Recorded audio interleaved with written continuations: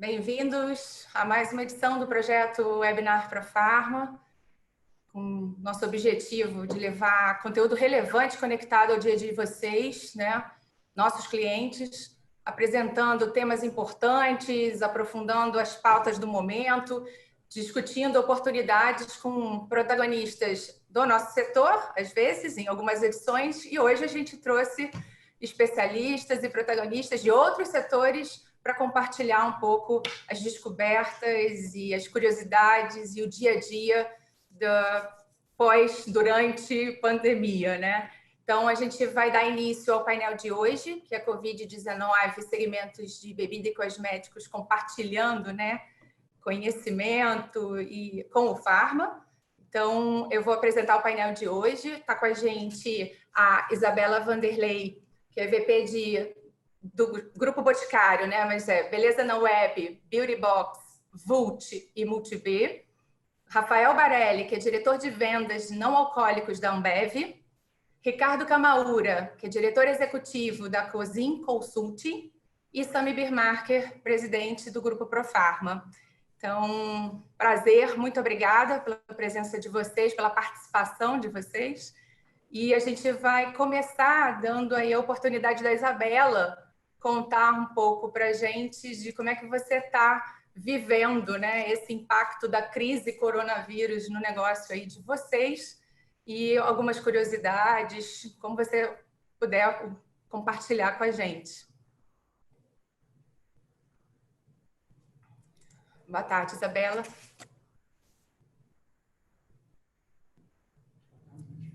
Agora sim.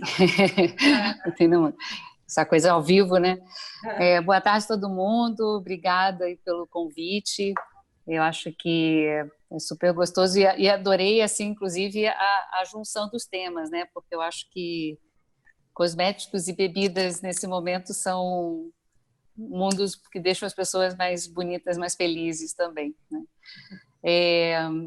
Eu acho que esse é o momento que a gente está passando, que a gente, dentro do Grupo Boticário, fala que nunca imaginamos, de todas as crises, né, de quase 44 anos que o grupo tem, que a gente fosse viver algo assim, né, ter dias de faturamento zero, né, dentro do grupo.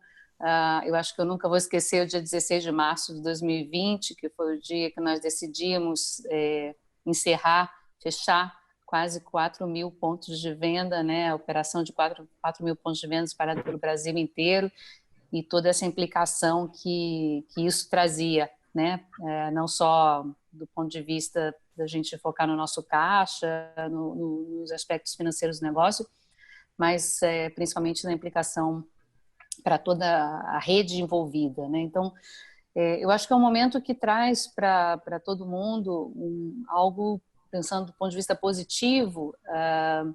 Acho que o primeiro ajudou a empresa a ter foco, né? A gente efetivamente teve que tomar muito rapidamente as decisões do que era importante ser mantido, do que investimentos nós íamos parar, o que fazer com nossas operações, por exemplo, de fábrica. Então, nós encerramos a operação das fábricas, só deixamos para os itens essenciais, né? Que seriam de itens de higiene. E a preocupação de como a gente, de alguma maneira, retomar essa operação, né, convivendo com uma nova situação, com um novo cenário, e o que a gente teria que acelerar, alavancas que estavam ainda em protótipos, que eram MVPs, que eram ainda ideias, tiveram que rapidamente ser colocadas em operação em pouquíssimos dias, em pouquíssimas semanas, e isso a gente só conseguiu efetivamente trazendo foco e trazendo o time trabalhando num grande ritmo de colaboração, né? E o outro ponto que eu acho que chama também atenção nesse momento, né? Acho que o Boticário sempre teve uma preocupação muito grande, um respeito e um cuidado muito grande pelas pessoas, né? Sejam os nossos consumidores nas marcas, sejam os nossos colaboradores, os nossos parceiros, e essa foi, acho que, a preocupação número 1. Inclusive, o motivo do encerramento foi muito uma decisão pela segurança e o cuidado com as nossas pessoas, né?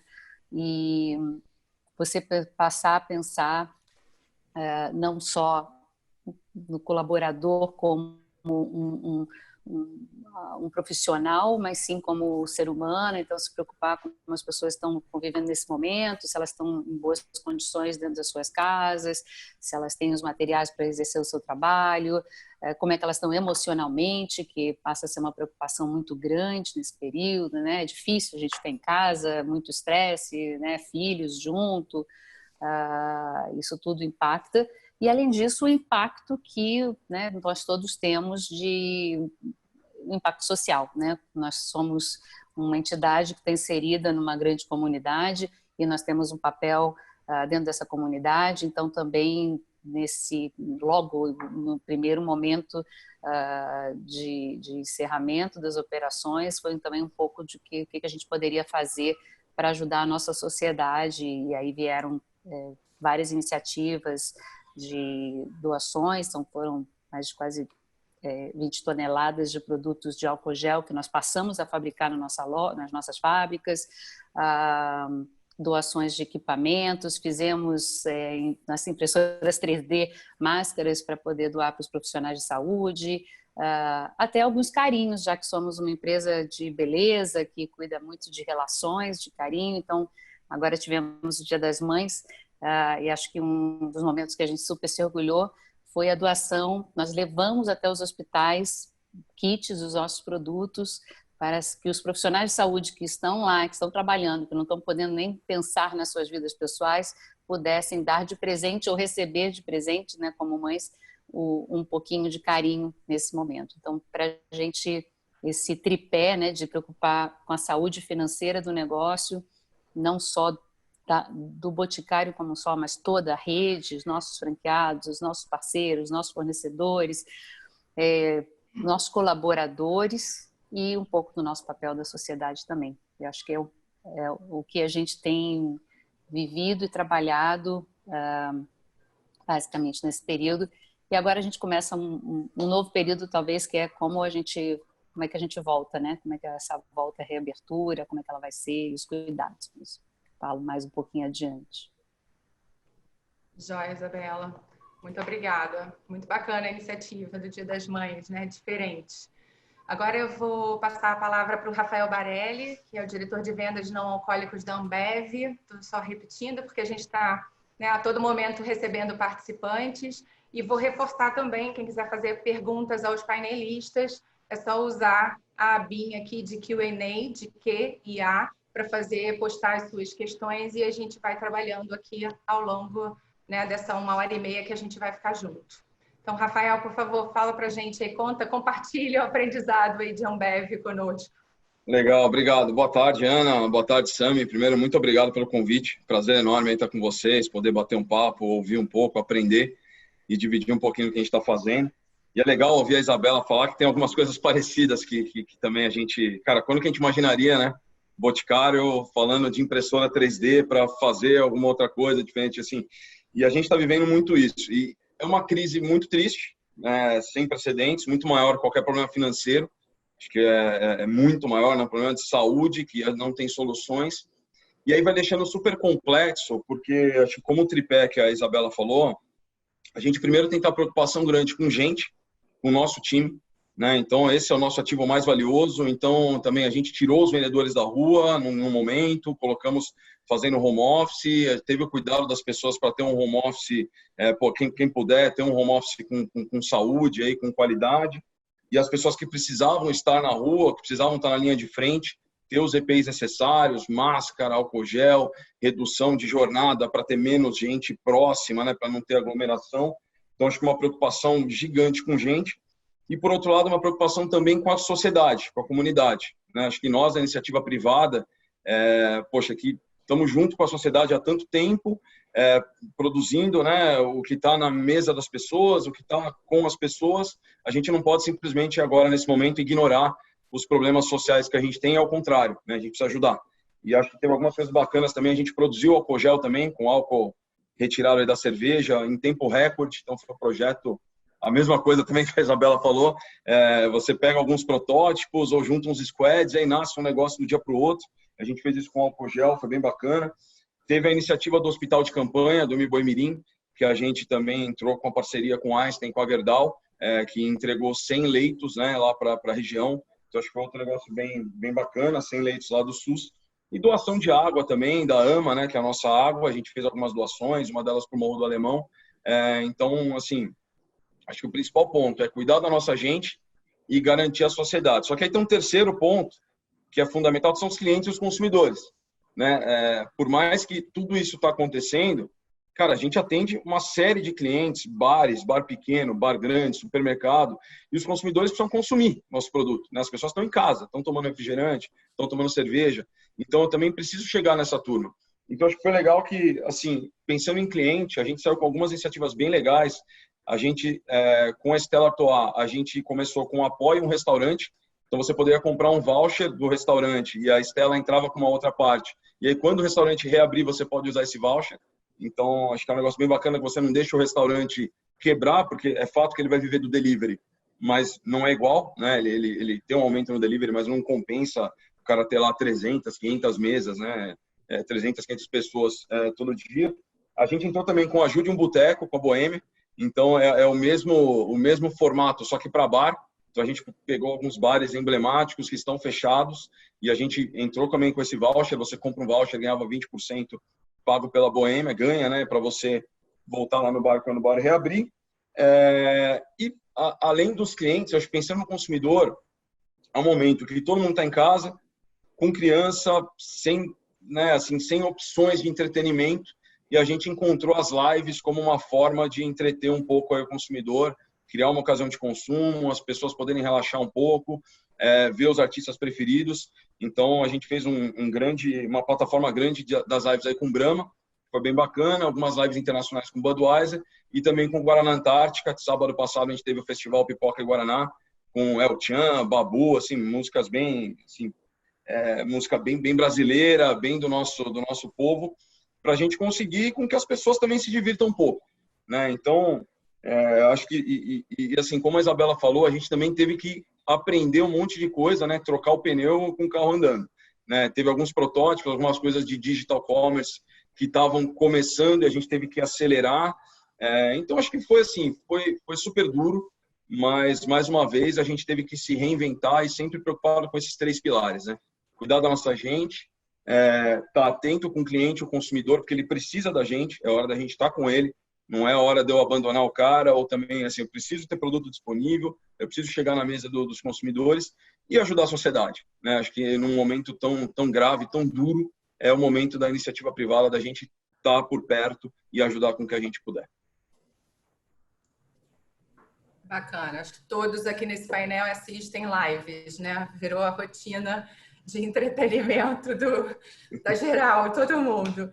Vamos lá. Ricardo Camaura é diretor executivo da Cosim Consulting, está com a gente também nesse painel. Então, Ricardo, se você quiser fazer aí alguma pergunta já, começar o debate, Sami também, presidente do Grupo Profarma, para que a gente possa absorver aí ao máximo essa troca com os executivos de Grupo Boticário e Ambev que estão conosco. Então, fiquem à vontade. Esse painel, a gente está aqui com 3 mediadores, por favor. Legal. Eu acho que tem um ponto interessante, eu cuido bastante da parte de varejo, né? E vários clientes de varejo, a gente está fazendo várias análises para entender exatamente o que está acontecendo com o cliente, né? Como é que ele está se comportando no ponto de venda, no online, no offline, o que estava acontecendo. A gente trabalha em parceria bastante com a Symphony Retail, que tem essa parte de analytics para entender comportamento, né? E, obviamente, teve aquele boom no começo, pegar o varejo alimentar e o farma, que continuaram aberto, né? Aquele começo de compra para estocar. Logo depois começaram alguns movimentos, tá? Os clientes começaram a ter uma frequência menor, é natural, você tem uma questão da quarentena, as pessoas não estão indo. Os tickets começaram a ficar maiores nos pontos de venda, né? Ele começou a fazer as compras maiores. Eles começaram a ser mais teleguiados em algumas coisas, então aquela cesta que era um pouco mais larga, ele vai com um pouco mais de foco comprando aquilo que ele realmente usa, então tem algumas coisas dessas, mas uma coisa me chamou a atenção, é um número ainda nos Estados Unidos, mas 30% ou 35% das pessoas que nunca fizeram uma troca ou nunca experimentaram uma categoria nova começaram a experimentar esse negócio, por N motivos. Seja porque a marca que ele tradicionalmente compra ele não encontrou, seja porque ele teve um aperto no bolso dele, ele começou a, de repente, testar uma marca de um tiro para baixo, ou você imagina que o cara, 40% das pessoas começaram a fazer mais refeições em casa. Então chega uma hora que você compra o mesmo arroz, o feijão, a mesma bebida, e você começa a variar um pouquinho. A gente viu bastante oportunidade, as marcas começaram a entender um pouco isso, e falar, cara, eu estou tendo acesso, de repente, nesse primeiro momento, com toda essa tragédia que a gente está olhando do lado de consumo, de coisa fechada, é uma das coisas que a gente começou a olhar e falar, cara, tem uma oportunidade de estar tentando pegar esses clientes, sejam as marcas e os varejistas, e tentar fidelizar ele daqui para frente. Ele nunca tinha feito uma coloração em casa de cabelo. Putz, ele não tem onde fazer agora, ele vai começar a fazer isso em casa.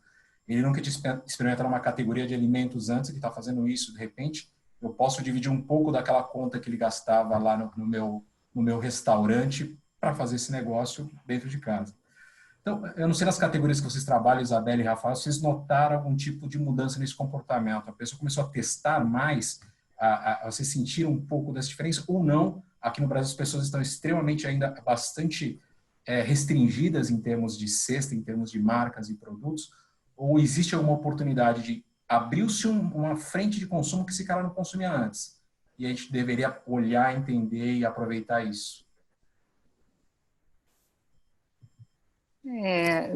Bom, do nosso lado, Ricardo, acho que a gente teve, com certeza, são acho que algumas coisas, né? Um é que situações como essa você pode, né, sentar e chorar, assim, é uma grande crise, e a outra é você olhar isso como exatamente o que você está falando, é uma oportunidade para a gente aprender e rapidamente, né, dentro do mundo digital se fala pivotar, né, a gente conseguir direcionar o nosso olhar para oportunidades que sempre vão aparecer, né, em qualquer uma dessas situações. Eu diria que a gente viu alguns movimentos, né? Quando a gente teve a nossa operação principal fechada, a gente teve, e não só a gente, o consumidor continua querendo consumir. Então, nós estamos vendo um crescimento enorme, mais de 300% dos nossos e-commerces, né? Então, existiu aí e existe uma onda de novos consumidores por canal. Então, o consumidor aprendeu, mais de 50% de novos consumidores no canal digital. Então, o consumidor definitivamente ele aprendeu que ele tem opções de canais, né? Então, acho que esse é o primeiro passo. Em termos do comportamento dele, em termos de produto, o que a gente viu, acho que não foi muito diferente do que se viu na farmácia, né, principalmente, é uma busca que estourou em termos de busca a parte do álcool gel, né, o famoso álcool gel, e então uma preocupação muito grande com a questão de segurança, né, não diria nem que é na questão de higiene, mas uma higiene voltada pelo medo, né. E isso acho que durou aí durante o mês de março, as primeiras semanas de abril.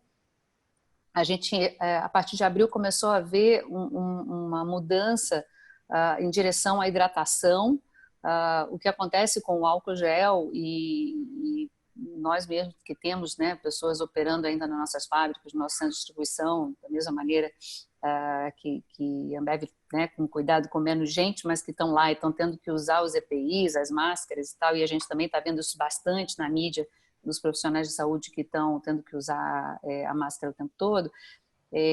Existe uma busca agora um pouco maior pela parte de hidratação, né, pelo cuidado com a pele, né, porque você sente ressecar, né, seja o álcool na tua mão, seja no rosto, então começou uma demanda um pouco maior por hidratação.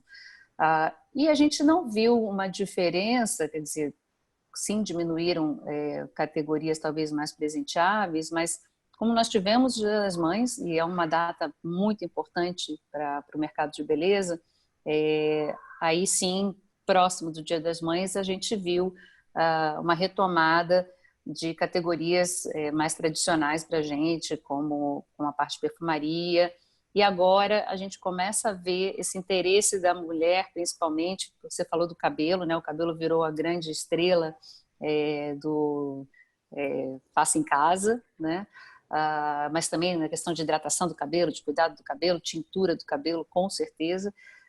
E a gente começa a ver agora uma certa volta do se cuidar, né? Tem toda uma discussão se as mulheres vão, inclusive, exagerar, ou seja, dar mais atenção para os olhos em função da máscara, ou se a gente continua usando cor na boca, se isso vai ser algo que se vai se preocupar mais com hidratação, com a maquiagem.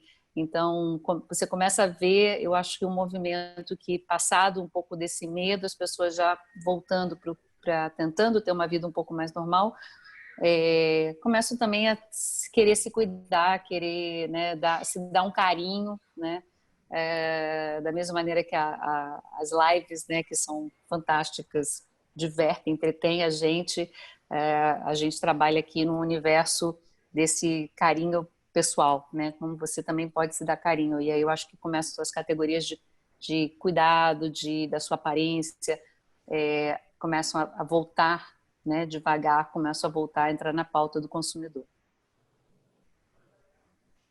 Joia. E Rafael, você complementando, assim, Ricardo, a gente vê... O Brasil é um país muito desigual, né? Então, esse comportamento do novo, ele depende um pouco também da classe social que a pessoa está, né?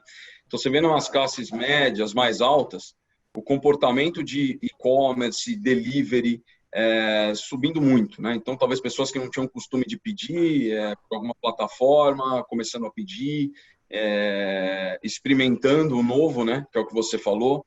E aí também a gente tem um produto novo, chama Natu, Guaraná Natu, que é um Guaraná feito 100% com ingredientes naturais, que tem algumas redes supermercadistas, a gente fez um soft launch, e, por exemplo, esse é um produto que ele cresceu agora. Então, é exatamente o que você falou, as pessoas talvez, deixa eu experimentar esse negócio, ela vai experimentar um novo.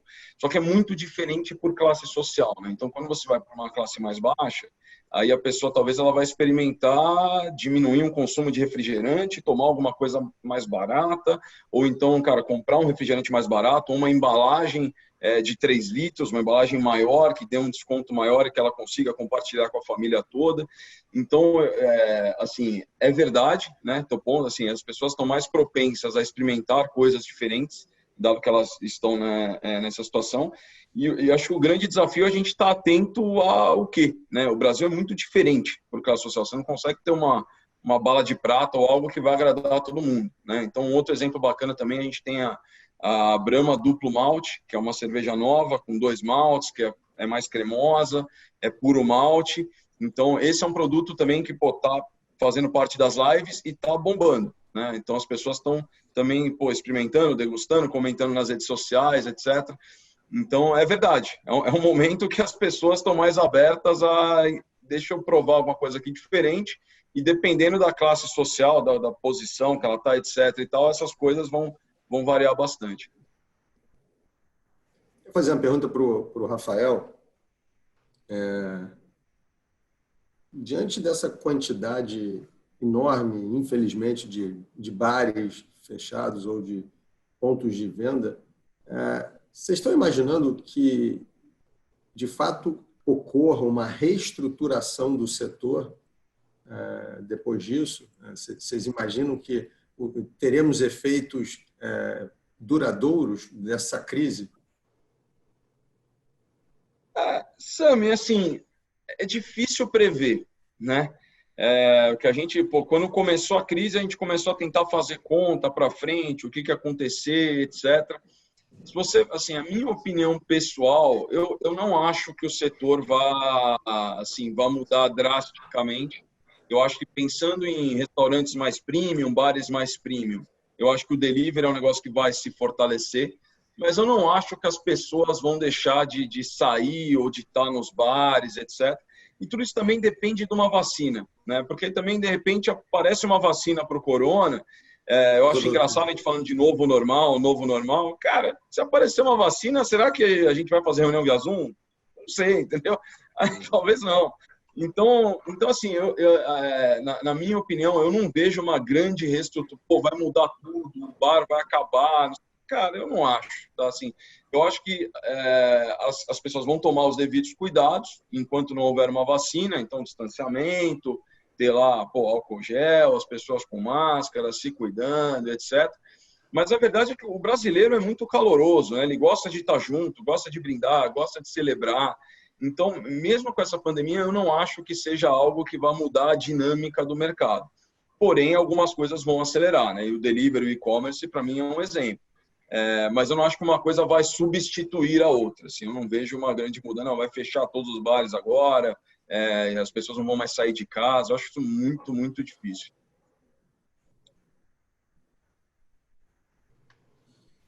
Alguma pergunta? Senão eu vou fazer uma aqui. Isabela, eu queria ver se você consegue compartilhar com a gente algumas boas práticas que vocês fizeram como apoio aos franqueados, né, nesse período, se você poderia compartilhar com a gente. Assim. Eu acho que teve, com toda a nossa rede, tanto de franqueados, distribuidores e revendedoras, né, que a gente trabalha também, teve um primeiro olhar de sim se preocupar com a saúde financeira, então a gente foi pensar um pouco sobre como é que estava o caixa deles e estrutura de pagamento deles, né? Então fizemos algumas ações aí de crédito para permitir que eles continuassem de alguma maneira operando. Eu acho que pegando o ponto lá do Rafael, né, o consumidor continua e a preocupação era como é que a gente fazia chegar os nossos produtos ao consumidor. Eu acho que a grande aceleração que a gente teve foi, na verdade, o que a gente chama de OmniChat, que é uma ferramenta via WhatsApp, né? Então, hoje, e eu acho que isso dá acesso a uma pessoa que, por isso que eu acho que tanta gente está entrando nesse mundo do digital, porque é uma pessoa que normalmente não se sente à vontade de entrar num site, de fazer uma compra no site. O WhatsApp é uma ferramenta que essa pessoa está mais acostumada a trabalhar no dia a dia. Então, acho que por isso que ela está tendo tanta adesão, né? E ela funciona da seguinte maneira: você entra no número lá do WhatsApp, nas mídias sociais a gente está divulgando esses números, entra um robozinho, que parece uma pessoa, né, falando, e perguntam, você fala o que você quer, o que você está interessado, e esse robô pergunta de onde você é, qual o seu CEP. Ao falar o CEP, isso é direcionado para uma das nossas lojas participantes, ou seja, a gente tem a nossa equipe de venda que não está podendo ter contato com o consumidor, mas pode ter acesso ao nosso estoque, e essa pessoa, então, faz uma venda assistida, né, ao consumidor. Então, existe uma troca ali de uma pessoa, e essa entrega é feita localmente pelo franqueado, ou seja, o robô busca, então, qual que é a loja mais próxima desse consumidor, inclusive oferecendo uma vantagem que é um serviço de entrega rápido, né? Isso eu acho que são das coisas que vão vir para ficar, né? A gente botou isso de pé para suprir a necessidade de fazer uma entrega para o consumidor sem a loja estar aberta, e a gente acabou conseguindo operar. Outra coisa que a gente fez, e aí não foi tanto via consumidor, mas também utilizando as nossas redes, as nossas vendedoras, elas podendo fazer a venda, né? Então elas sendo influenciadores da venda dos produtos, ou seja, entrando em contato com seus clientes e conversando com eles, e a gente dando um cupom que o consumidor entrando na internet, comprando no nosso e-commerce e colocando aquele cupom, ele ganha uma condição, seja um desconto, um brinde, enfim, e a comissão vai para a vendedora do mesmo jeito. Então, a gente também mantém aí um pouco da renda da nossa vendedora, né? Acho que esse foi o segundo que a gente fez. E a gente também investiu um pouco mais nas ações com as nossas revendedoras de venda direta, então, uso de aplicativo, que ela possa também divulgar nas suas mídias sociais os produtos. Então, acho que tem muita informação, né? É um momento de você também dar muito conteúdo para que a sua própria rede consiga operar, né? Então, acho que foram os pontos que a gente mais se preocupou nesse momento. Deixa eu habilitar aqui. Obrigada, Isabela. Bem bacana. A gente tem visto, né, cada vez mais essas ferramentas chegando até a gente mesmo. E o WhatsApp está numa ascendente importante. Kamaura, Sami, alguma pergunta? A gente pode ir tocando. Rafael, quando a gente conversou, né, para te convidar para esse painel com a gente, você comentou uma curiosidade do consumo de água de coco ter aumentado de uma forma, né, assim, expressiva naquele momento do início da pandemia. Assim. Então, acho que é legal você compartilhar com a gente que tipo de mix ou de surpresa, curiosidade que vocês perceberam aí no mercado de vocês. Acho que sobre o comportamento do consumidor, quando começou, né, lá em meados de março, né, como a Isabela falou ali, 16, 20 de março, ninguém sabia muito o que ia acontecer. E aí o comportamento do consumidor foi de se estocar, né? Basicamente, foi todo mundo no supermercado, começou a se estocar, comprar coisa para casa. E aí a gente viu um movimento em alguns segmentos estranhos, né? Então, por exemplo, a água de coco a gente vendeu 10 vezes mais do que a gente vendia normalmente. A gente tem água de coco do bem, né? O Gatorade também assim cresceu super o volume, né? Então, porque as pessoas imaginavam que talvez precisariam se hidratar, ou iam ficar com febre, ou precisavam ter alguma coisa de hidratação em casa e foi um movimento bem, a gente, caramba, agora precisa correr atrás, produzir, ter isso à disposição. E aí depois deu um efeito chicote na cadeia, porque depois que essas pessoas todas se estocaram, ninguém comprou mais nada, né?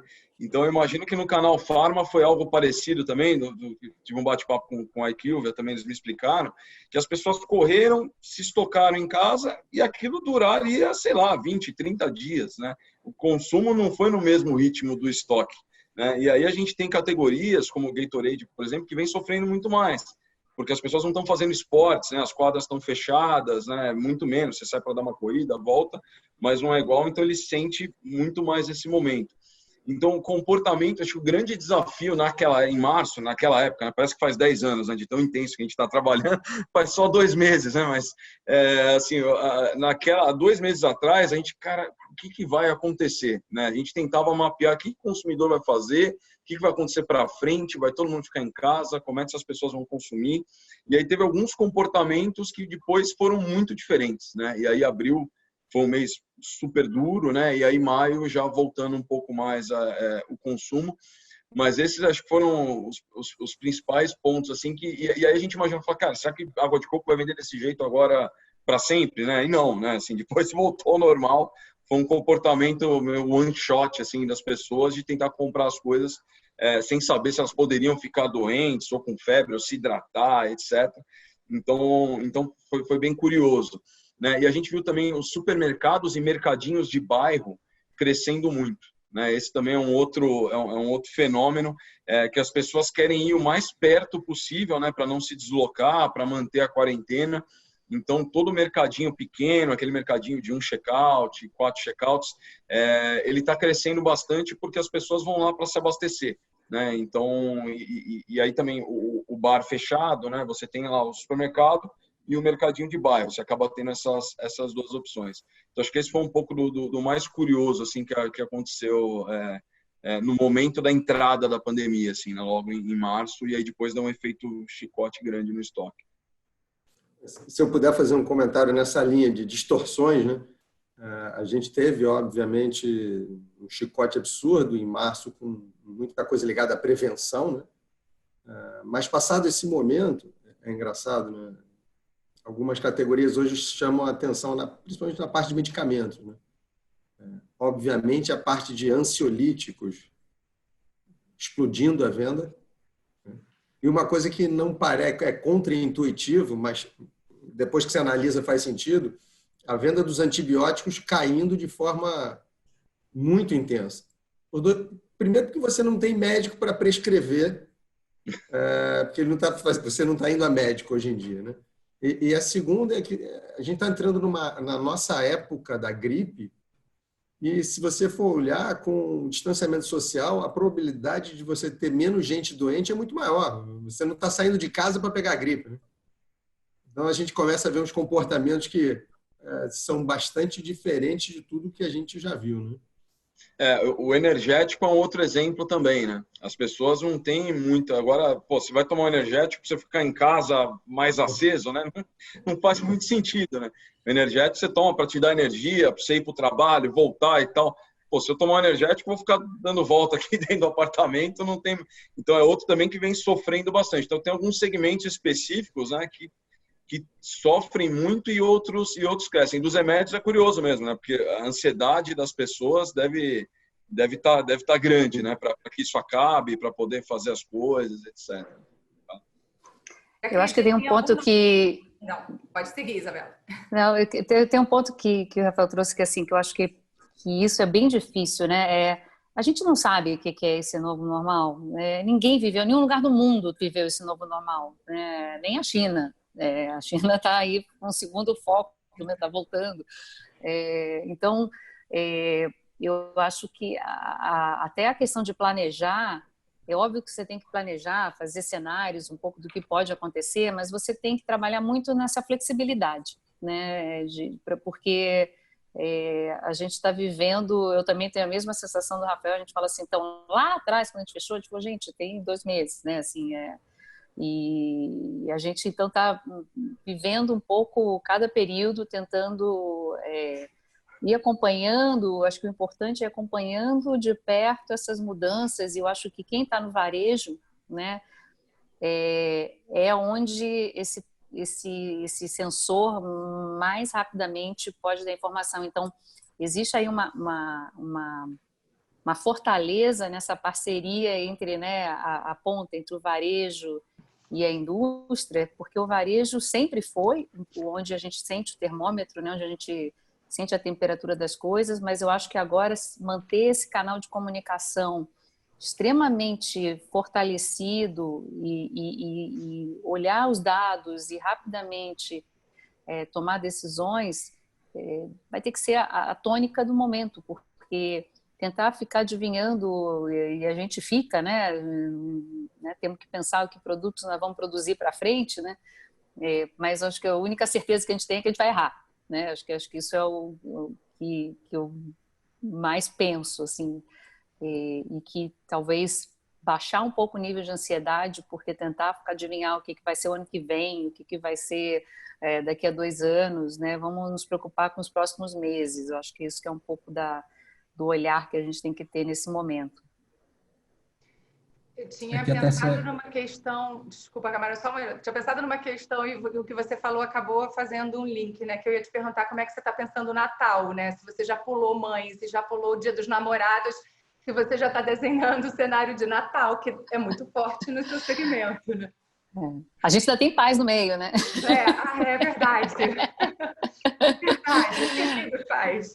Não, nós temos agora tivemos Dia das Mães, foi realmente, acho que foi bem complexa a operação do Dia das Mães, então acho que todo o time agora está tentando olhar onde nós tivemos problemas, o que a gente podia ter melhorado para a gente ter um impacto melhor no Dia dos Namorados, mas é difícil mesmo, então a gente, obviamente, a gente está tendo que tomar decisões, e acho que tem alguns aspectos, né, que já trouxeram aqui, de que uma das coisas que a gente pensa é um pouco como é que as pessoas vão estar em termos de desembolso, né? Acho que talvez um pouco menos de tentar adivinhar que produto elas vão estar comprando ou não, mas existe uma tendência de que, né, tá muitas pessoas sem emprego ou com redução de salários, e acho que também um pouco de priorização, né, de outras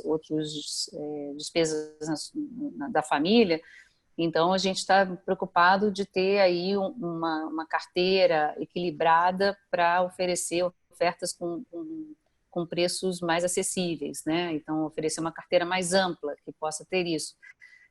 Agora, ainda um movimento realmente de tentar acertar. A gente tentou reduzir o que a gente tinha programado, então a gente tinha uma variedade muito grande, tentamos manter essa variedade ainda ampla, mas menos do que a gente tinha programado, mas garantindo que ela tenha aí uma régua grande de preços e de ofertas para que a gente possa atender a eventuais mudanças de comportamento nesse sentido. Joia. Eu vou só repetir aqui, a gente se eu está com puder mais... complementar, Oi. Ana, eu acho que assim, pegando o que a Isabela falou, é muito difícil a gente se programar nesse momento para tão longe, né? Então está sendo o momento da gente, cara, o que a gente vai fazer mês que vem? Né? E o negócio da flexibilidade, que ela falou assim, faz total sentido. Por exemplo, a gente pegou algumas funções que eu tinha no meu time de não alcoólicos, que a gente sabe que nesse momento não fariam tanto sentido ou teriam uma redução de escopo. Né? Então, por exemplo, eu tenho lá um time de trade marketing. Então, não tem grandes coisas para eu desenvolver de trade nesse momento, para eu ir para a loja, botar material, etc. Não faz sentido. Né? Eu tenho uma pessoa de inovações. Cara, a gente não vai conseguir acelerar todas as inovações de não alcoólicos nesse momento. Então, a gente pegou essas pessoas, a gente montou um squad de e-commerce para olhar o e-commerce que a gente já vinha desenvolvendo, mas não na velocidade que ele entrou agora. Né? E aí, com esse squad, e aí também com os nossos parceiros, a gente tem a parceria com a PepsiCo, tem a parceria com a Red Bull também, tem a distribuição da Red Bull, a gente conseguiu gerar e criar algumas coisas em tempo recorde. Então, por exemplo, a gente pegou lá os deliveries principais e fizemos uma sacolinha de H2O e de Pepsi para distribuir para o restaurante, para que no delivery ele tenha uma sacola reciclável para mandar o produto dele. Então, acho que esse ponto da flexibilidade dessa mudança constante a todo tempo, para mim, assim, também se tiver uma dica para dar para a turma que está assistindo, é fundamental. Assim, não dá para a gente estar engessado, cara, isso aqui não dá para fazer, ou a minha estrutura é essa, eu vou manter isso aqui. A gente tem que pensar um pouco fora da caixa, porque o consumidor vai mudando e a gente não sabe o que vai acontecer. Né? Então, o Dia das Mães chegou a ser cogitado de ter outra data, por exemplo. Né? Assim, é um negócio muito doido, né? Tipo, quando que a gente ia pensar, né? Pô, a gente mudou o feriado, né? Então não tem mais, o Corpus Christi é hoje, né? Então a gente tem que estar flexível e com o time a postos para a gente ir mudando e pensando no próximo mês o que a gente vai fazer, o que vai acontecer. Né? Esse negócio do pipoca com Guaraná que eu falei, também a gente colocou de pé em 15 dias, porque a gente sabia que o Dia das Mães, poxa, seria uma data, cara, Dia das Mães, as pessoas não vão poder se encontrar, como é que eu consigo, poxa, estar mais próximo, ter um propósito, falar para as pessoas ficarem em casa, né? E aí a gente fez o negócio da pipoca com Guaraná, pô, fica em casa, faz uma pipoca, toma um Guaraná, assiste uma live, mas assim, tudo, não são coisas que a gente vinha planejando desde o começo do ano, né? A gente consegue colocar de pé em 1, 2 semanas, porque o time está a postos e super atento do que está acontecendo, né? Bacana. Rafael, a gente, desculpa, Ana, estou te interrompendo, só para saber nesse plano, a gente mudou a campanha do Dia das Mães em 2 semanas. Geralmente a gente pensa a nossa campanha de Dia das Mães, a gente pensa 3, 6 meses antes, né? A gente virou a campanha de Dia das Mães inteira, porque obviamente, né, tinha que fazer sentido para o momento, né? Então, justamente o que você falou está perfeito, é isso mesmo.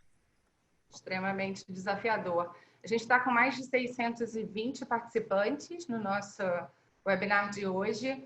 Vou repetir aqui, a gente está com a Isabela Vanderlei, VP da Beleza na Web, Beauty Box, Multi-B do Grupo Boticário, o Rafael Barelli, diretor de vendas de não alcoólicos da Ambev, Ricardo Camaura, diretor executivo da Cosim Consulting, e Sami Birmarker, presidente do Grupo Profarma. Nesse painel, a gente está pegando perguntas já do Q&A, mas o Camaura tinha manifestado aí uma pergunta e eu acabei emendando a do Natal aqui com a Isabela. Na verdade, até meio que foi respondido até pelo Rafael e pela Isabela, que a pergunta é exatamente um ponto que vocês colocaram, né? Se mudou um pouco, ou que vocês veem uma mudança, o que vocês vão ter para frente com os canais, com os clientes de vocês, ou seja, com o varejo, ou seja, a questão de, por um lado, estar mais próximo para entender mais rapidamente o que está acontecendo e reagir mais rápido, com toda a flexibilidade que estão comentando, ou mesmo qualquer tipo de parceria nova, desenvolvimento novo, mais aproximação, menos aproximação. Vocês veem algum tipo de mudança no horizonte, no nível de relação que vocês têm com os canais, com o varejo principalmente? Acho que foi mais ou menos respondido. Tem um ponto só aqui, Ricardo, que eu não falei, mas que eu acho legal que você falou isso da comunicação, né? A gente, obviamente, tinha, né, uma série de canais de comunicação com os nossos parceiros, e que nesse momento a gente acabou intensificando até as próprias lives, né? Então isso a gente está fazendo não só lives, mas também nessas reuniões, né, aqui online, não só para fora, mas para os nossos colaboradores. Isso a gente tem visto que é super importante, não importa se é internamente ou também para a sua rede, com seus colaboradores e com os seus parceiros, manter esse canal de comunicação muito frequente, né? Justamente porque estamos vivendo nesse momento de muita incerteza, de muita mudança, né? Por exemplo, agora a gente está, né? A gente ficou vivendo o dia dos fechamentos, né? Foi uma semana lá que parecia a campanha do horror, porque toda semana assim, então aqui fecha, aqui saiu esse decreto, não saiu, o decreto foi cancelado por outro decreto, enfim. Agora a gente está vivendo ao contrário, né? Acompanhando como são as aberturas, o que a gente tem que fazer, quais são as regras, né? Como é que o consumidor vai se comportar na abertura. E isso tudo gera, talvez por isso os ansiolíticos, ansiedade, gera incerteza, gera muita dúvida, né? E se a gente quer operar como rede, se a gente quer ir junto, até para ter mais eficiência no que a gente está se propondo a fazer, eu acho que a comunicação nunca é demais, né? Então, assim, a gente mantém esse canal.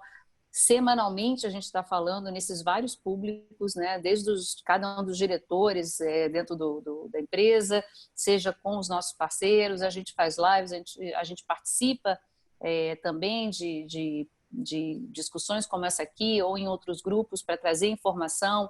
Eu acho que a informação nesse momento constante, né? Mesmo que ela não seja, até porque ela não consegue ser permanente, né? Porque como tudo está mudando, então a informação também pode ser de desfazer algo que a gente se comprometeu na semana passada.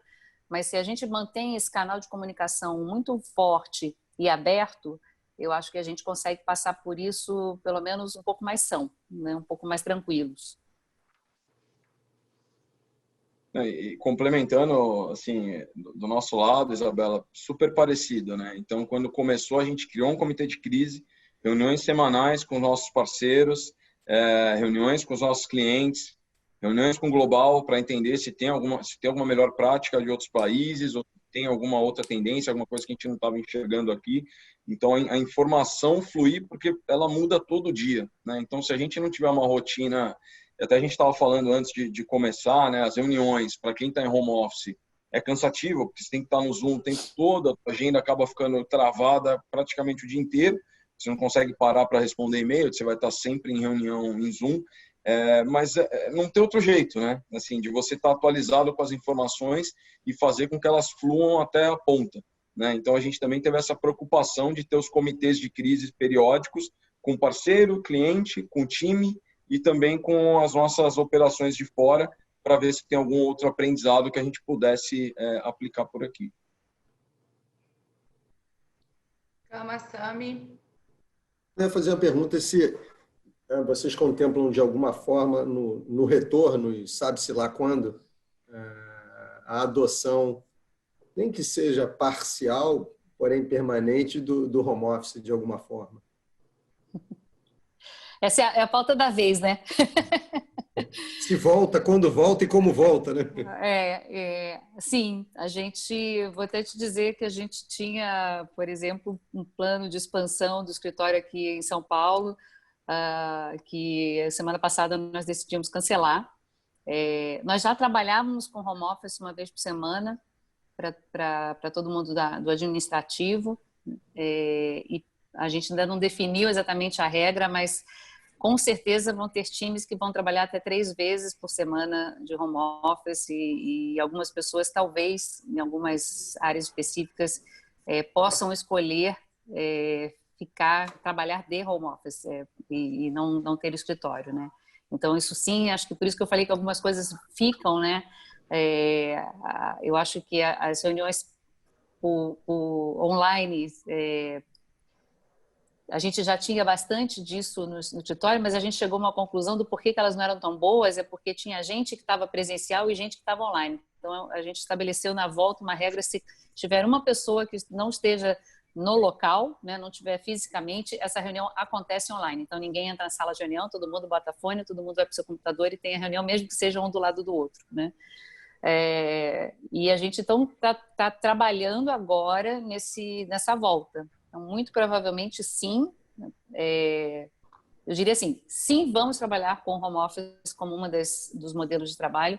A gente está agora só estudando como é que a gente vai, na verdade, botar isso em prática, né? Se as pessoas vão ter dias fixos, se elas vão poder escolher um slot de dias, isso a gente está discutindo ainda, fora toda a preocupação do espaço, né, do escritório, que eu acho que ele muda um pouco de função nesse contexto do trabalho deixar de ser menos individual lá dentro e ele ser, na verdade, o espaço justamente de trabalho colaborativo, né, de trabalho de convivência, quando você quer, que acho que isso é uma das poucas coisas que a gente está fazendo também umas medições internas, pesquisas rápidas internamente com os colaboradores, e é uma das poucas coisas negativas que eles estão vendo no home office é a perda do papo do cafezinho, assim, quando você conversava com a pessoa do lado e falava, putz, que sacada boa, que isso, né, isso se perdeu. Então, como é que a gente mantém e muda um pouco esse espaço para passar a ser isso, né? Mas, com certeza, home office passou a fazer parte da nossa rotina a partir de agora. Legal. A gente, na Ambev, a gente não tinha home office nenhum dia da semana. A gente brinca que virou um piloto forçado para 100% do time, né? Porque a gente nunca tinha testado esse modelo de home office e a nossa posição é bem parecida com a da Isabela. Assim, a gente acha que, cara, assim, as coisas para o corporativo funcionam, você consegue fazer as reuniões, tem o mesmo ponto, se tem algumas pessoas online e outras offline, a reunião não é bacana, então o ideal é que todo mundo esteja online. Né, a gente deve adotar, mas também discutindo qual é o melhor modelo. Né? Porque, por exemplo, se você adota, a pessoa escolhe quando, aí as reuniões também, aí vai ter uma pessoa online, outros presenciais, reunião não flui tão bem. Se você também travar uma data, assim, a gente ainda não achou qual é o melhor caminho, mas com certeza, assim, a gente entende que dá para dá um equilíbrio bacana para o funcionário, mas precisa ter esse presencial também é importante, né? Assim, não dá para é engraçado a gente ver as pessoas falando desse novo normal, né? Não, agora todo mundo de home office, tudo virtual, cara. Não sei, acho que não. Acho que se você está presente, o olho no olho, pô, sentar, organizar as coisas é importante. E aí é bom também você ter uma flexibilidade para ter talvez 1, 2 ou 3 dias, dependendo da função, se é possível, se dá para fazer, se é produtivo. Mas a gente está levando tudo isso em consideração para tomar uma decisão para frente de como vai ser a política de home office. Né? Acho que nesse momento a gente precisa mais quebrar a cabeça como que vai ser a volta. Né? Acho que esse é preocupante. Né? Como é que vai ser a volta? Como é que vai ser a volta para o escritório? Quando vai ser? Então, a gente está sendo super, super conservador para depois que começar a voltar as coisas, a gente ainda ficar mais um tempo de home office, voltar quando estiver super seguro, com um percentual só do escritório, só quem quiser ir. Então, tem que tomar um cuidado grande com como que a gente vai conduzir isso, porque eu acho que vai ser bem complicado essa volta. Assim, esse eu acho que vai ser bem, bem complexo. Acho até que, desculpa só fazer um complemento, acho até que essa mudança do home office ela pode trazer uma alteração no mercado de trabalho, que muitas das vezes a gente aqui no Rio, ou a Isabela em Curitiba, ou em São Paulo. São Paulo. Você está em São Paulo, mas vocês têm uma parte da operação grande. grande. Às vezes você tem dificuldade de acessar bons profissionais em São Paulo, porque até então o cara tinha que se mudar para o Rio, ou ela tinha que se mudar para Curitiba. Né? E a gente está vendo que não necessariamente isso vai ser uma verdade daqui para frente. Então, a gente vai poder acessar alguns profissionais para trabalhar para a gente morando em São Paulo. Ontem, por exemplo, né, a gente fez um kick-off com o Camaura não presencial. Isso foi a primeira vez que... Eu acho que até, Camaura, foi o teu primeiro kick-off virtual, não? Provavelmente foi, de um projeto foi. Mas é interessante vocês comentarem, muitos clientes estão pedindo exatamente esse tipo de estudo, de entendimento. Né? A gente até lançou um e-book ontem, que está em vários canais, várias mídias, para falar exatamente do futuro desse home office. Né? E a gente fala, não é só dar o notebook para o cara e achar que esse negócio vai funcionar. Não é isso. Primeiro, tem um protocolo todo de tecnologia, de segurança, etc., mas passa por uma cultura organizacional complexa, ou seja, ele muda a relação das pessoas, é modelo de avaliação, você vai ter que repensar um pouquinho o teu modelo de avaliação, e a gente acha que vai ter uma adoção muito híbrida das empresas, ou seja, existem áreas que têm uma adoção muito mais fácil e uma cultura organizacional um pouco mais fácil para pegar, a outra vai ser um pouco mais difícil, como o Rafa falou, tem coisa na área comercial que é o olho no olho, ali, que você vai ter que visitar, você vai ter que continuar fazendo. Talvez o back-office seja um pouco mais fácil, então a gente estava até desenhando um pouco dos modelos por área, por nível de maturidade das empresas, o quão isso vai ficar mais para o lado do virtual e o quão vai ficar um pouco mais para o lado, mas a resposta vai ser um modelo híbrido. A gente teve acesso, a gente testou bastante, mas vai ser um modelo híbrido daqui para frente. Mauro, acho que tem um desafio ali, inclusive de cultura organizacional, né, de valores, porque quando você começa a botar, né, as pessoas ficam em casa, o contato dela é quase que linear, né, seja com um colega ou seja com um chefe, ela perde aquela questão de, né, a cultura com gestão à vista, né, da gente ver como as coisas acontecem, para eu entender que isso é o modo que a empresa acredita de ser feito. Então, a gente vem discutindo bastante como é que a gente garante, né? O Boticário é uma empresa que tem muito forte os seus valores, o nosso jeito de ser e fazer, como a gente fala, né? E a gente tem discutido um pouco dentro desse contexto o que vai exigir, né, da liderança, o que vai exigir de todos nós para que a gente mantenha esse vínculo e essas crenças fortes numa atuação onde nós, na verdade, não estamos vendo, né, como as coisas estão acontecendo, né? Então, acho que também tem esse ponto aí de desafio para todo mundo, né, para todas as organizações. E sem dúvida, assim, o home office ele vai ser uma nova realidade, né, daqui para frente. E o maior desafio é como é que a gente vai achar esse equilíbrio mesmo. Assim, não dá para ter resposta ainda, né? Porque a gente não sabe quando vai ser possível voltar, como voltar, né? Quais cuidados a gente vai ter que ter, quantos dias de home office por semana, quais áreas podem ter, quais áreas não podem, não poder por poder, né? Mas, assim, quais áreas é efetivo ter. E tem benefícios também, como o Sami falou, né? Talvez a gente possa contar com um profissional com uma distância geográfica maior, que, sei lá, anteriormente você teria que movimentar a pessoa, trazer fisicamente, etc. E você sabe que a pessoa vai conseguir tocar lá de casa. Mas esse eu acho que tem muitas perguntas e poucas respostas ainda, né? Acho que a gente ainda vai aprender muito ao longo do tempo para quando começar a sinalizar a volta, como vai ser a volta, né? Eu acho que demora um pouco ainda. Rafael, a gente segue aqui com mais de 620 pessoas com a gente também. E aí pergunta do Q&A se você acha que passando, né, a pandemia, se os clientes tendem a ficar ainda mais exigentes e seletivos na escolha dos produtos e serviços, ou se ele vai flexibilizar porque vai ter uma liberdade, né?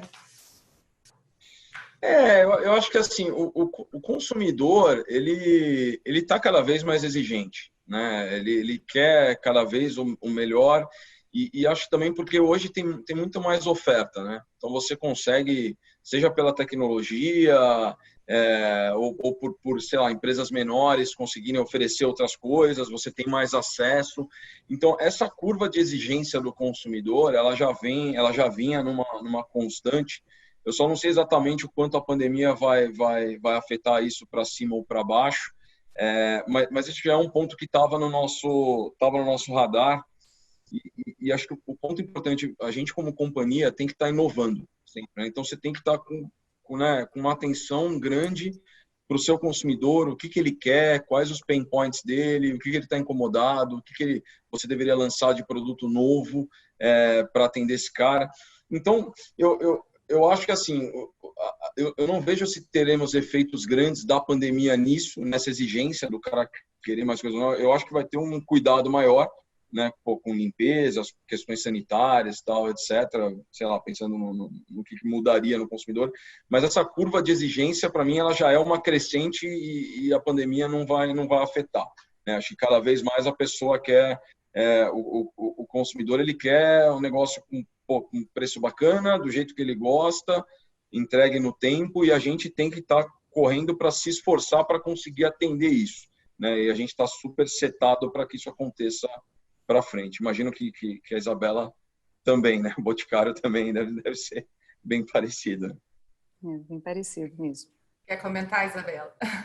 Não, eu acho que tem a questão que eu acho que também não acho que é pelo que nós estamos vivendo agora do Covid que isso aconteceu, mas esse acesso à informação que as pessoas estão tendo, né, já vem há algum tempo trazendo uma mudança de hábitos que eu acho que só se acelera. Então, dentro da minha área, eu acho que os consumidores, a gente está vendo muita pesquisa por ingrediente, por o que tem na fórmula, algo que não faça mal para mim, que não faça um pouco mais um crescimento de pesquisa também sobre impacto em meio ambiente dos produtos. Então, talvez o que a gente está olhando é um aumento pouquinho de consciência das pessoas sobre, eu acho que são dois sentidos, um sobre em como fazer o dispêndio, né? Ou seja, se eu vou gastar cada real que eu gasto, ele tem que ser bom dentro das minhas possibilidades, mas também uma preocupação com, eu vou englobar como qualidade, né? Mas que é um pouco mais que qualidade, é qualidade e segurança, buscando algo que efetivamente não faça mal, que eu tenha alguma dúvida sobre a proveniência, ou seja, de onde veio esse ingrediente, de onde veio essa fórmula. Então, a gente está vendo um aumento de buscas, até, né, nos sites de buscas que a gente acompanha, de buscas nesse sentido.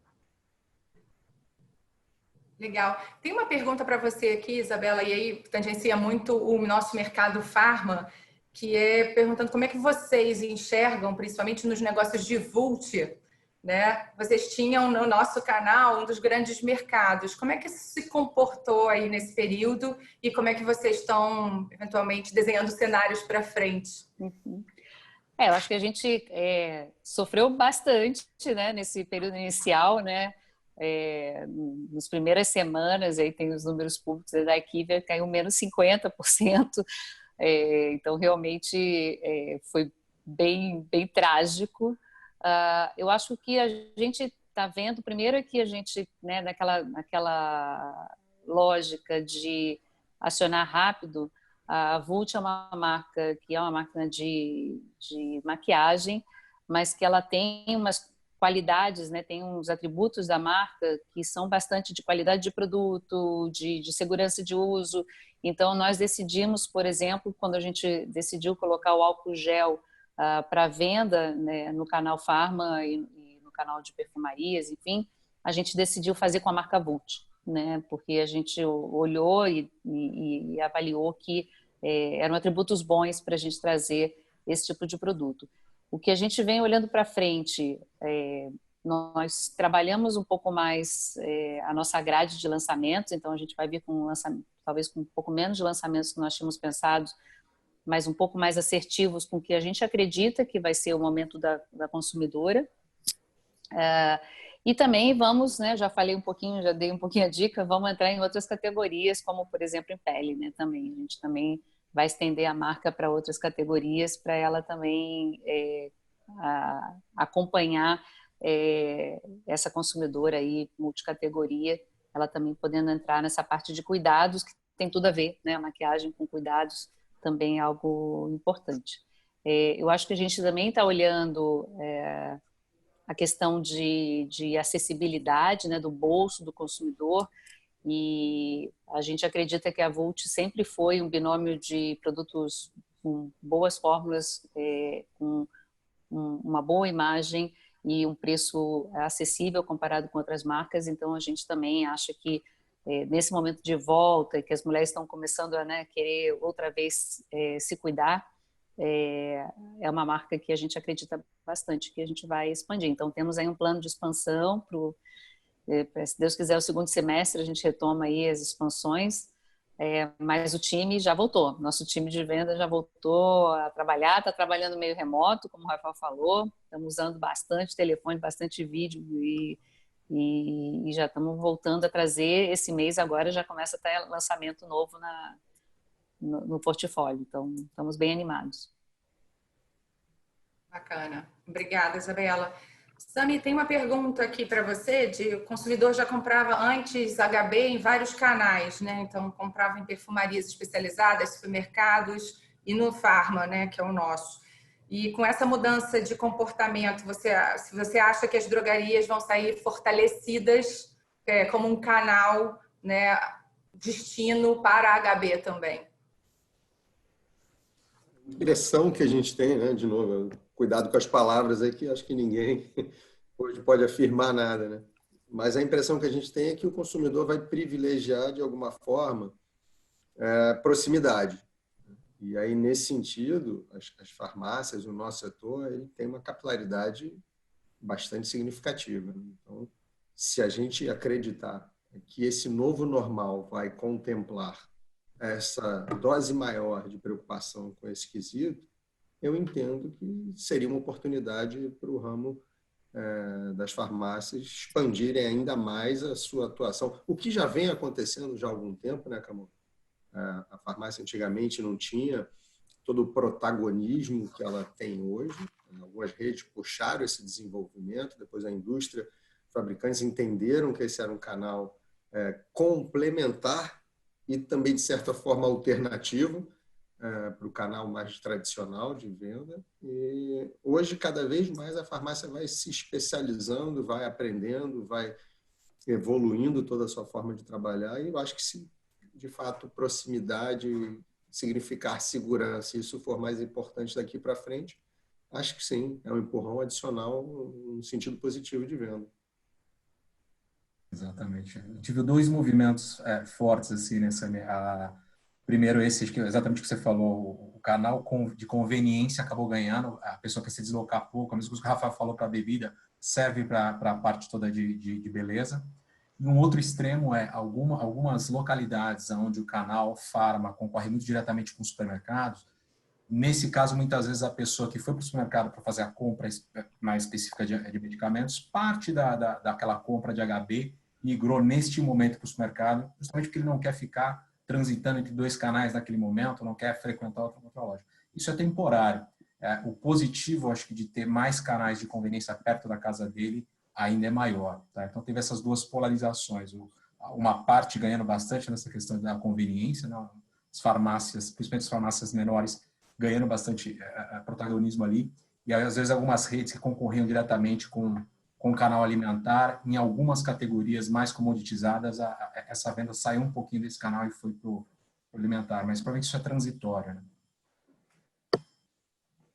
Pergunta aqui. Só fazer um comentário aqui, que quando eu fiz a pergunta da reestruturação do mercado, você acabou respondendo que não haveria fechamento de bares. Eu recebi um sem número de, graças a Deus, ufa, via Teams aqui, pessoal. Que bom, que bom. Não, bacana. E complementando o que vocês disseram também da venda em farmácia, até também para dividir com vocês, para esse ano a gente criou uma estrutura para começar a atender farmácia, né? Farmácia, distribuidora, etc. A gente criou uma estrutura para começar pelas centralizadas e em seguida pelas farmácias individuais e distribuidoras. Então, acho que estava vindo super bem, aí obviamente com a pandemia está sofrendo um pouco também, mas a gente acredita que até vi aqui no chat que tem uma pergunta dessa, a gente acredita muito nessa oportunidade, porque, cara, a pessoa vai lá na farmácia, tem um freezer, tem um Gatorade gelado, tem uma bebida gelada, ela vai acabar comprando para tomar. Tem algumas farmácias que vendem, inclusive, quase como um varejo, né? Então, vende pack fechado também. Então, isso falando de não alcoólicos, né? Falando da minha área especificamente. Então, a gente acredita bastante que é uma oportunidade para frente, criamos a estrutura e seguiremos investindo, né? Estamos sentindo um pouco agora com a queda aí da pandemia, mas não é um negócio que vai mudar a nossa cabeça para frente. A gente acredita no canal e vamos seguir investindo no canal porque quando a gente olha fora do país, né, acho que é um negócio muito forte, né? Quando você vê lá nos Estados Unidos, uma CVS, um Walgreens, etc. Não sei se a gente vai chegar nesse nível algum dia, ou nesse formato, né? Não nível, mas nesse formato algum dia, mas é um canal que a gente acredita. Algum ponto adicional, Sami, Kamaura? Senão eu sigo aqui com o Q&A.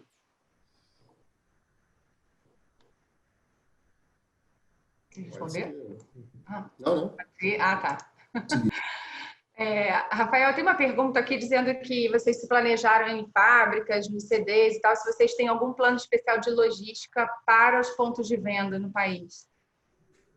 O plano de logística, acho que basicamente é conseguir entregar, né? Atender todo mundo. Quem tiver aberto, funcionando, ou funcionando só via delivery. Então, a gente acha que a primeira coisa do plano de logística é a preocupação com o nosso time, né? Então, sei lá, se são 3 pessoas num caminhão, vão só 2, com os EPIs, com máscara, álcool gel, com orientação, treinamento para não cumprimentar as pessoas na rua, não se aproximar, sempre com a máscara. Então, acho que o plano especial, digamos assim, é ter o cuidado com a nossa gente e conseguir chegar com o produto no PDV, né? Então, a gente sabe que vai ter muita gente que vai estar fechado, mas tem PDV que faz delivery, tem o mercadinho do bairro que ele está aberto normalmente, né? Que tem que estar aberto. Então, acho que o plano basicamente foi cuidar da nossa gente e ter lá a disponibilidade para o cara conseguir receber produto, né? Lembra que eu falei lá no começo dos 3 pilares, né? Assim, não adianta eu cuidar da minha gente, mas não atender o consumidor, não atender o cliente. Eu também falo, não, agora eu vou fazer tudo aqui, minha gente, assim, tem que achar um equilíbrio e foi também o que a gente procurou aí com a logística. Tem uma pergunta aqui também no Q&A, se vocês veem o consumo pós-Covid, como é que ele se comportaria em regiões de baixa renda? Se vocês, de certa forma, nesses cenários que vocês vêm desenhando, se tem algum direcionamento específico para as áreas de baixa renda? Assim, o consumo é uma incógnita ainda, né? Acho que não dá para saber exatamente o que vai acontecer, como é que vai ser a retomada da economia, etc. Mas como eu falei, o país já é muito desigual, né? E não dá para a gente imaginar que pós-pandemia isso vai mudar para cima ou para baixo, pode até piorar essa desigualdade. Então, acho que a nossa principal atenção com o consumo de baixa renda é dar possibilidades para a população com menor, né, com menos poder aquisitivo, poder consumir nossos produtos, né? Então, a gente tem embalagens que são um pouco mais baratas, a gente tem, pensando em cerveja, a gente tem o retornável, que é um pouco mais barato, a pessoa pode, né, comprar, depois volta com a garrafa. Pensando no refrigerante, a mesma coisa, a gente tem uma embalagem em alguns estados que é o 2P1, que a gente chama, que são 2 unidades de 1 litro, juntas, num preço um pouco mais barato. A gente tem a suquita, que também tem um preço mais barato. Então, acho que assim, pós-pandemia é difícil afirmar o que vai acontecer, qual o tamanho do impacto que vai acontecer na população de baixa renda. O importante é você conseguir dar possibilidade, você você ter produtos, não produtos diferentes, mas você ter alguma embalagem diferente, alguma coisa que a pessoa possa desembolsar menos e consumir um produto de qualidade, né? E isso a gente está super setado, a gente sempre fez e vai continuar fazendo. Eu acho que no nosso caso a gente também, né, acredita sim que não é algo que aconteceu por causa do Covid, mas que sim se intensifica essa questão econômica, de desigualdade econômica. Então, acho que a gente vem, nos nossos primeiros movimentos vai ser algo nesse sentido, ou seja, da gente conseguir ofertar, possibilitar que a consumidora possa comprar os seus produtos com qualidade, produtos muito bons, mas que a gente fez um trabalho de trazer talvez com preços mais econômicos que permitam que ela né, tenha esse consumo dessa categoria que é importante. Estou falando aqui no caso de maquiagem, mas a gente também pensa que a gente precisa adaptar um pouco o portfólio para atender esse consumidor que sim vem com essa preocupação, né, de se cuidar, mas que vai estar afetado pela questão de uma crise econômica familiar, provavelmente. Pessoal, a gente está chegando já quase ao fim do nosso painel e aí eu gostaria que a gente começasse com as mensagens de encerramento agora, nesse momento. Que a gente dá aí alguma recomendação, chamar algum ponto, chamar atenção para algum ponto que vocês vão levar como legado aí da crise. Eu acho que é bacana a gente tentar amarrar aí tudo que a gente conversou para finalizar esse painel. Mas eu? Pode ser. Bom, eu acho que a gente já falou bastante coisa, né? Acho que o consumidor vem mais informado, ele vem talvez com uma carteira maior de opções, então ele efetivamente vem com um outro olhar sobre a compra dele. Então, acho que isso é super importante, do varejista estar olhando, do varejista acompanhar para entender essas mudanças. O outro ponto que eu trouxe, que eu já falei, tá realmente com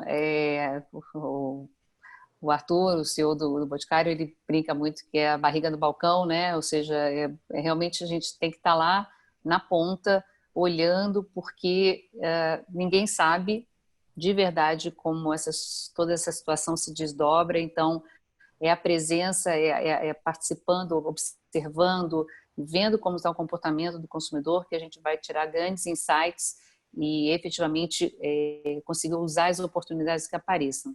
Eu acho que o último ponto que a gente não falou ainda é um pouco da volta, né? Então, a gente entende que, e, obviamente, na farmácia, o consumidor não deixou de ir, mas todos vimos, né? Tem a minha farmácia aqui do lado da minha casa, e quando eu ia nela, como mudou até como a farmácia me recebe, né? Porque existe toda uma preocupação de quantidade, é um estabelecimento pequenininho, e acho que naquele momento também muita gente indo, então toda uma questão de como é que o consumidor se sinta seguro na sua loja, né? Então, realmente se preocupem de ver todas as questões de distanciamento, de EPIs para os seus colaboradores, de proteção, né? No caso de algumas categorias cosméticas, existem os testers, e obviamente esses testers não podem mais estar à vista, isso que a gente está fazendo nas nossas lojas, por exemplo. Então, a gente tem que buscar oferecer para esse consumidor a segurança de estar no nosso ambiente, porque ele vem nesse primeiro momento um pouco assustado, um pouco temeroso, né? Então, antes mesmo da gente falar sobre o que ele vai comprar, sobre o dispêndio dele, sobre que categorias ele vai estar mais aberto a comprar, o ambiente da loja tem que ser um ambiente que deixe ele confortável, que ele se sinta à vontade naquele ambiente. Então, acho que essa é uma preocupação grande que requer não só a gente se preocupar de prover toda a questão de material de ponto de venda, de sinalizações, mas principalmente de treinamento de equipe, porque é através do processo treinado, fiscalizado, né, a gente garantir que ele é bem executado, que a gente vai conseguir oferecer para esse nosso cliente um ambiente confortável, seguro, para ele aí sim poder ser abordado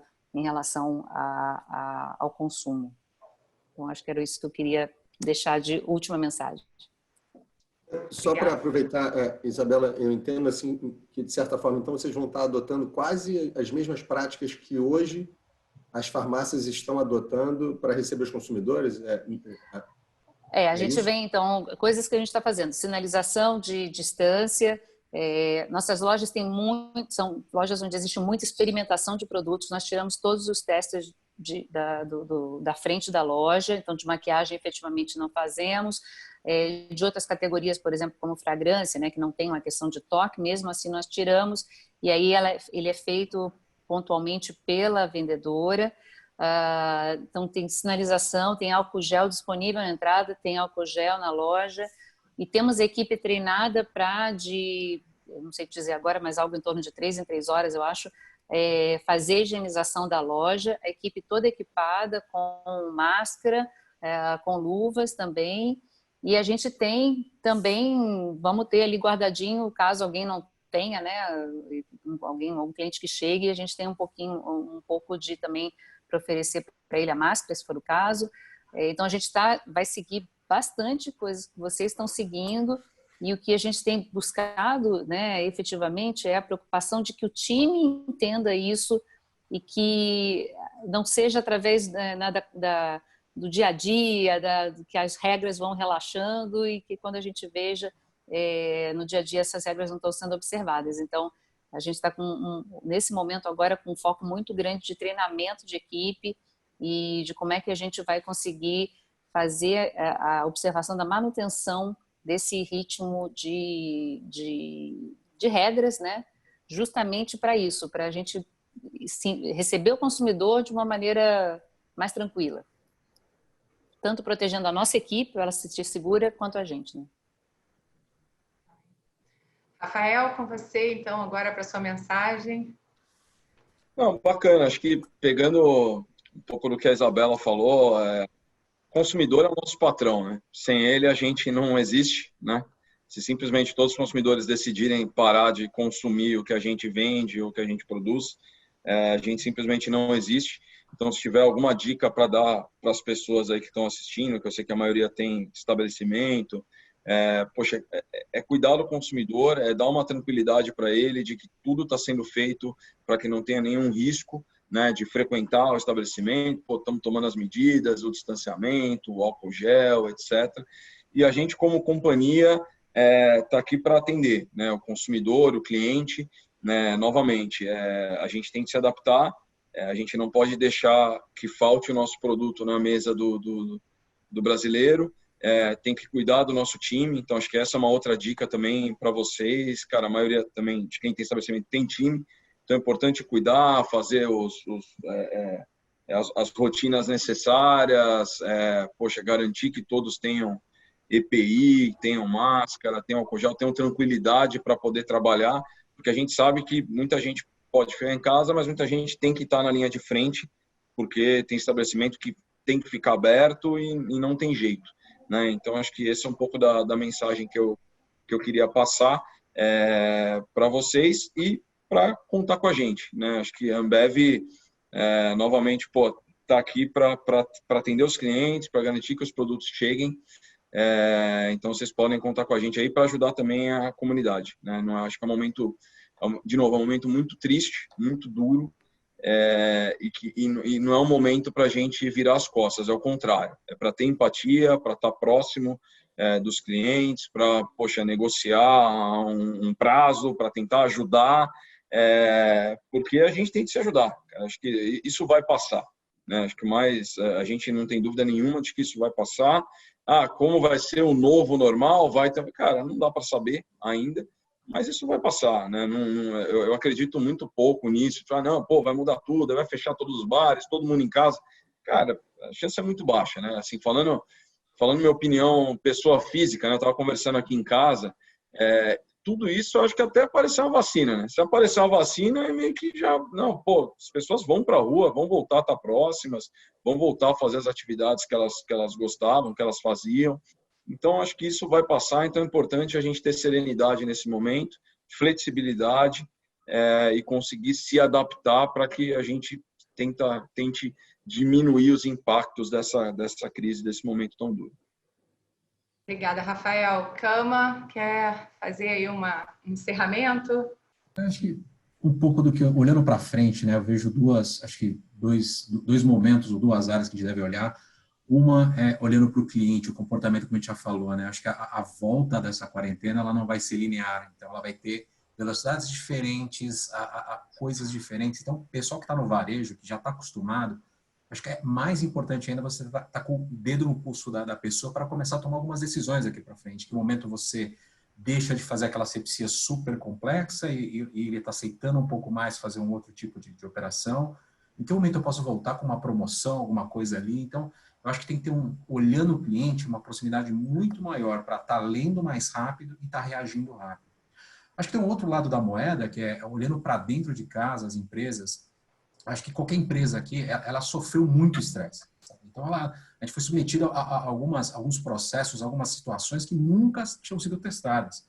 Seja um e-commerce que estressou o supply chain dele e não conseguiu entregar, seja uma organização que não estava preparado para funcionar de uma maneira, porque a pessoa que está aqui já não está mais para fazer uma parte do marketing, seja a pessoa da contabilidade que de uma hora para outra viu que, putz, acabou a receita aqui, como é que eu faço para colocar isso aqui dentro? Então, de certa forma, tem algumas lições que a gente aprendeu e isso serviu para a gente entender que esse ponto de estresse, ele levantou nas empresas uma série de debilidades, uma série de problemas, que eu acho que é um ponto de reflexão, falar, cara, será que agora que a gente viu que eu tenho 3 pontos de dores super fortes aqui, eu deveria olhar para frente para ver como é que eu faço para arrumar esse negócio aqui para frente? Não que vai acontecer uma outra pandemia, mas a pandemia serviu para estressar o modelo que a gente tem hoje, em diversas áreas, em diversos níveis, e ele aflorou uma série de dores, uma série de problemas. Acho que as empresas, olhando um pouco para isso, falam, cara, deixa eu eleger 2 ou 3 que realmente doeram, e daqui a frente olhar e tentar resolver isso, porque algumas lições são boas para a gente, né? Foi amargo, mas ele dá uma lição para a gente. Né? Sem dúvida. Sami?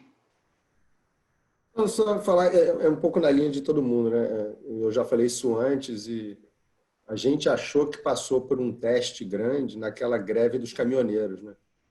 A gente, caramba, nunca ninguém viveu algo assim, e de repente aquilo ficou tão pequeno, né? E foi tão rápido comparado com o que a gente está vivendo.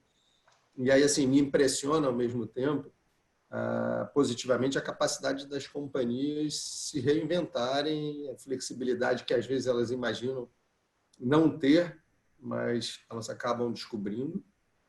E eu acho que, assim, já falei, vou dizer de novo, uma certa serenidade, né? Não adianta a gente ficar querendo adivinhar o que vai acontecer.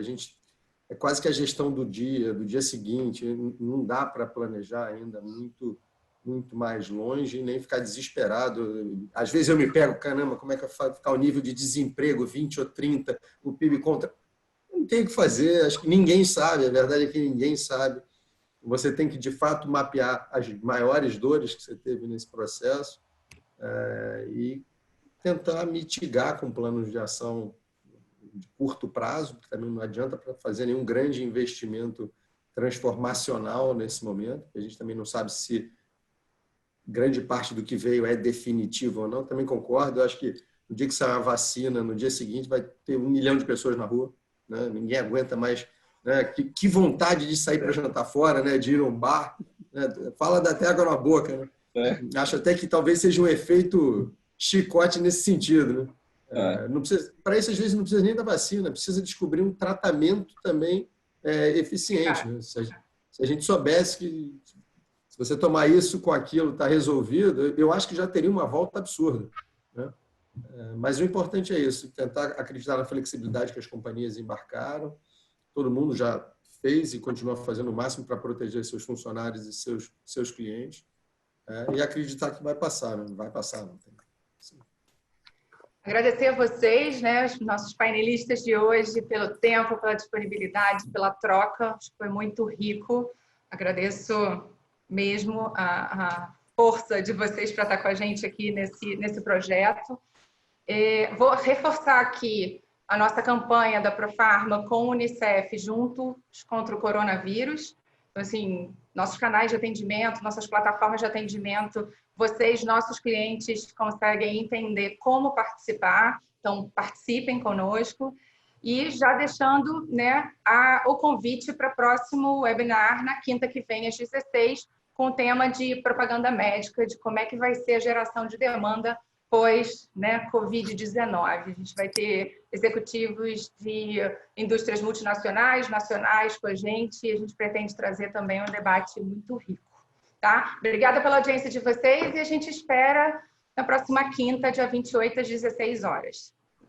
Abraço. Tchau, tchau. Obrigado, Rafael. Obrigado, Isabela. Tchau, gente. Tchau, tchau. Obrigada. Tchau, gente.